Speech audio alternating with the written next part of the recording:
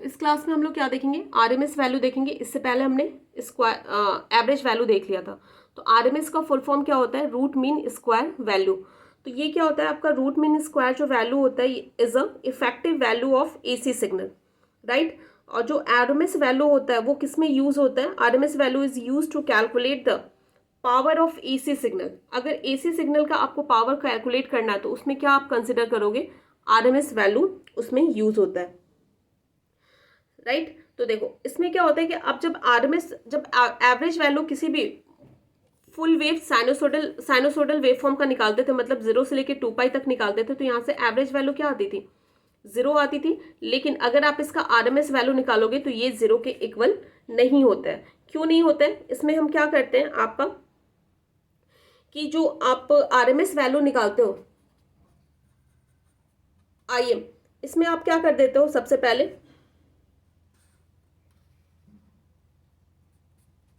मैं फॉर्मूला लिख देती हूँ, उसके फिर बताती हूँ,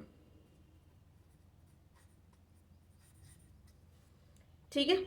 तो आप सबसे पहले क्या कर देते हो कि जो भी आपका, जो भी डिफरेंट एवरेज वैल्यू में क्या करते थे, डिफरेंट डिफरेंट इंस्टेंट पे जो भी वैल्यूज आती थी उसका सम करते थे upon total number of observation. तो यहाँ पे क्या कर देते हो, जो आपको ऑब्जर्वेशन मिल रहा है उसका क्या कर देते हो, स्क्वायर कर देते हो। तो यहाँ पे जो नेगेटिव वाला भी जो टर्म होगा वो भी क्या हो जाएगा, स्क्वायर होने के बाद क्या हो जाता है, पॉजिटिव। मान लो कि यहाँ पे क्या आपका I1 है, यहाँ पे I2 है, यहाँ पे -I1 है, यहाँ पे -I2 है। तो सबसे पहले इसमें क्या करते हो, आप स्क्वायर करते हो। तो अगर आप स्क्वायर कर दोगे तो ये जो नेगेटिव वाला टर्म है वो भी क्या हो जाएगा, पॉजिटिव हो जाएगा। और जब आप क्या करते हो, सबका सम लेते हो तो ये क्या हो जाते हैं, प्लस हो जाते हैं, आपका कैंसिल आउट नहीं होता है। तो इसलिए यहाँ पे जो आरएमएस वैल्यू आएगी वो आपकी क्या आती है, बताओ, वो आपकी ना 0 नहीं आती है। तो देखो यहाँ पे क्या है, रूट मीन स्क्वायर। तो सबसे पहले यहाँ पे आपने क्या किया, स्क्वायर कर दिया है। उसके बाद टोटल नंबर ऑफ ऑब्जर्वेशन, मतलब टी से आपने जब डिवाइड किया है तो ये आपका क्या हो जाएगा, यहाँ से यहाँ तक ये आपकी क्या हो जाएगी, आपने इसका मतलब मीन निकाल लिया है और उसके बाद अंडर रूट ले लिया है। तो ये आपका क्या हो जाएगा, ये वाला पूरा टर्म आपका क्या हो जाएगा, आपने इसका क्या कर लिया, रूट कर लिया। तो इसलिए इसे क्या कहते हैं, रूट मीन स्क्वायर। मतलब सबसे पहले क्या करते हो, जो ऑब्जर्वेशन आपने लिया उसका स्क्वायर करते हो, फिर उसका मीन निकालते हो, फिर उसका क्या कर देते हो आप, अंडर रूट कर देते हो। इसलिए क्या कहते हैं इसे, रूट मीन स्क्वायर।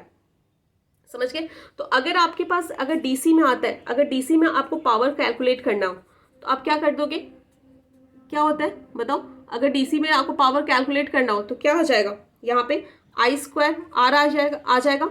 लेकिन अगर एसी में आपको पावर कैलकुलेट करना हो तो यहाँ पे जो I की जो वैल्यू लोगे वो कौन सी लोगे आप, आरएमएस वैल्यू क्या करते हो, कंसिडर करते हो। तो हमेशा याद रखना कि अगर आपके पास डीसी आता है तो आप नॉर्मली कर दोगे, I² R कर दोगे। लेकिन अगर एसी में आपको पावर कैलकुलेट करने को आता है तो वहाँ पे आपको सबसे पहले क्या निकालना होगा, आरएमएस वैल्यू निकालनी होगी। उसके बाद क्या करना होगा, उसका पावर कैलकुलेट करना होगा। समझ गए। तो जो आपका आरएमएस वैल्यू होता है, जो भी आरएमएस वैल्यू होता है उसका एक्सप्रेशन कैसा होगा, IRMS क्या लिखोगे, 1/T। ये टी मैंने ऐसे क्यों लिखा है, ब्रैकेट में टी क्यों लिखा है, ये टाइम पीरियड है। मान लो कि हमने 0 से लेके पाई तक टाइम पीरियड को कंसिडर किया तो यहाँ पे क्या लिख दोगे, 0 से लेके 2, मतलब 0 से लेके मान लो 2 पाई तक कंसिडर किया, क्या लिख दोगे, 0 से लेके 2 पाई। अगर मैंने पाई तक कंसिडर किया, क्या लिख दोगे, 0 से लेके पाई। इसलिए मैंने जनरल टी से रिप्रेजेंट कर दिया, I² T dt under root, right. अगर वोल्टेज दिया हो तो कुछ नहीं करना, बस करंट की जगह आपको क्या कर देना है, करंट को वोल्टेज से रिप्लेस कर देना,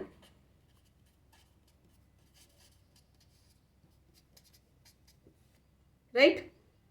समझ गए आप लोग। तो ये होता है आपका क्या, ये आपका होता है आरएमएस वैल्यू। तो आरएमएस वैल्यू क्या हो जाएगा, VRMS क्या होगा, अंडर रूट V1 का स्क्वायर, V2 का स्क्वायर, V3 का square, right, up to Vn upon total number of observation that is your T।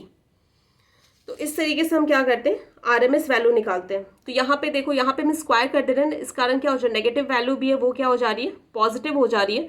तो इसलिए आपका जो वो होगा, आरएमएस वैल्यू होगा, अगर हम 0 से लेके 2 पाई तक कंसिडर करते हैं तो RMS वैल्यू वहाँ पे 0 नहीं होता, लेकिन एवरेज वैल्यू क्या होती है, 0 होती है, राइट।